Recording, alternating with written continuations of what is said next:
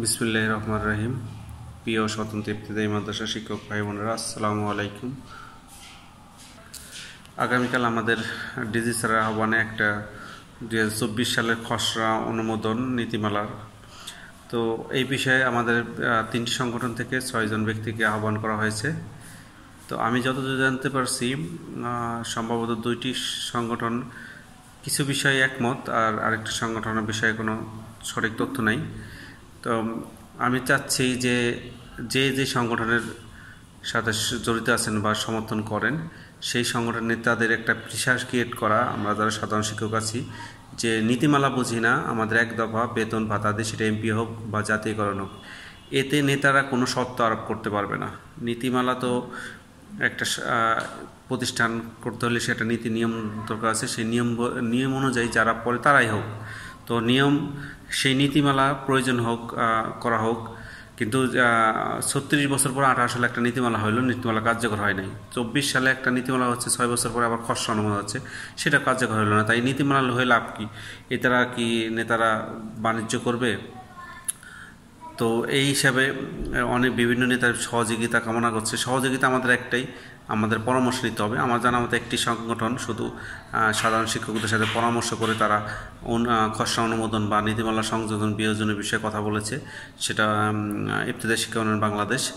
তো সেই আর অন্য সংগঠনের বিষয়ে আমি জানি না। তো যারা যেই সংগঠন বা যেই নেতৃত্বের অনুসারী, আপনি সেই নীতিতে থাকেন, কিন্তু নেতাদের প্রেশার ক্রিয়েট করেন, চাপ সৃষ্টি করেন যে কালকের মিটিংয়ে আমাদের বেতন ভাতাতে একটা ফয়সলা হইতে হবে।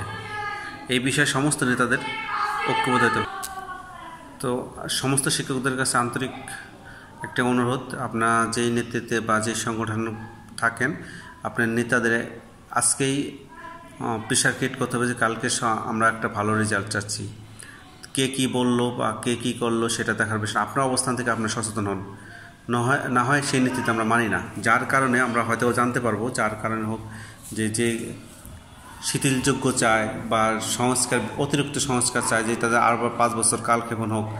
কারণ আমরা একটা গুরুত্বপূর্ণ একটা তথ্য জানছি যে কিছু নেতার প্রতিষ্ঠানই নাই, তাদের প্রতিষ্ঠান রেজিস্ট্রেশন নাই বা প্রতিষ্ঠানই নেই। সে দাখিল পাস হন অনেকে, তো তারা তো আর শিক্ষক হইতে পারবে না। তো তাদের তো আর প্রতিষ্ঠানে এমপি হইলে কি না হইলে কি, তাদের এই নিয়ে কোনো তেমন একটা ইচ্ছা নাই বা তেমন একটা আকাঙ্ক্ষা নাই। তো আমরা যারা সাধারণ শিক্ষক আছি, সারা জীবন হেল্প করে গেলাম, তাদের সাহায্য করেই গেলাম, কিন্তু আমাদের বেতন ভাতাতে হচ্ছে না। এই বিষয়ে আমরা যতদিন পর্যন্ত সচেতন না হব, ততদিনই তারা আমাদের উপরে এইভাবে চড়ে বসে থাকবে। তো আপনার আর্থিক সহযোগিতা থেকে কিছুটা হলে বিরত থাকবেন, কারণ যত আর্থিক সহযোগিতা করবেন তত তাদের লংলিভিটি বা তাদের এই যে নেতৃত্ব থাকার স্প্রেয়াটা বা আকাঙ্ক্ষাটা বেড়ে যাবে।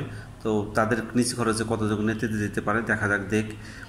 তো সঠিক সংগঠন অবশ্যই আছে, সঠিক সংগঠন যেটা সঠিক নেতৃত্বের মাধ্যমে বেতন ভাতাতে সম্ভব, এরকম সংগঠনের সার্বিকভাবে সহযোগিতা করতে হবে। সার্বিকভাবে সহযোগিতা বলতে তাদের পরামর্শ দিয়ে, তাদের উপস্থিতি জানান দিয়ে এগুলো করতে হবে। কিন্তু এই না যে আপনি আর্থিক সহযোগিতা করলেই, রুমে বসে থেকে আর্থিক সহযোগিতা করলে, নেতার কাছ থেকে হ্যালো বললেই, নেতার মিথ্যা আশ্বাস পাইলে হয়ে যাও। আপনার খোঁজখবর নিতে হবে, আপনার সচেতন হতে হবে।